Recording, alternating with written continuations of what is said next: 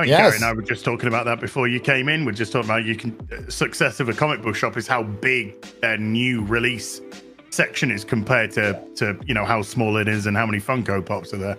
Yeah. Well, and now, unfortunately, I think it's a smaller new release rack that make it leaner and meaner, and you're a more successful shop with back. I mean, I'm a purist when it's not a comic book shop if it doesn't have back issues. Period. You're just not. You're a newsstand. You're a bookstore, but you're not a comic book shop. You also need to have about 4 guys sitting at the back of the shop talking. Yeah. As well, and making people uncomfortable who come into the shop. I love that. Yes. Good. Absolutely. I love that. You know when somebody comes in and they ask a stupid question, and you can all look at each other, and who's going to answer this? I used to love hanging out in those shops, and being one of the guys behind the counter was great. When I was in my teens, I would spend my entire day at the comic shop doing that stuff. I love it. Yeah, I remember James at Isotope in San Francisco. Yeah, had a couch. I'm like, I'm going to steal that idea. I'm going to put 2 couches in, and I'm going to have people there all fucking day. And they were there all day. Didn't buy shit. I didn't care. They were just sitting there reading all my books and bullshit. They couldn't afford it. They were college kids. I didn't care. It was awesome. That's what a comic store was, in my opinion.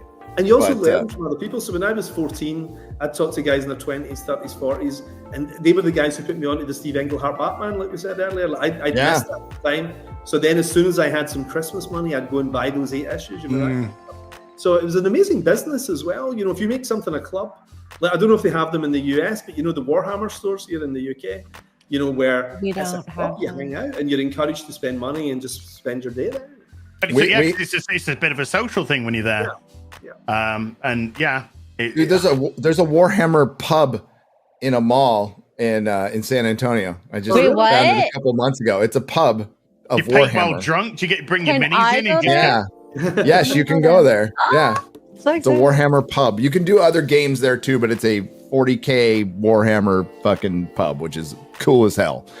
And so what's happening in some parts, Mark, is the malls are dying here. So they're being rented out and they're turned into toy shows, and there's like anime stores, and there's in one of the malls you have your remote control cars and you can race them. So it's all this cool nerd shit in a mall. I'm like, this is the greatest thing ever. This is better than there's still like a hot topic there once in a while, but that's kind of what they're doing, at least where I am, and it works.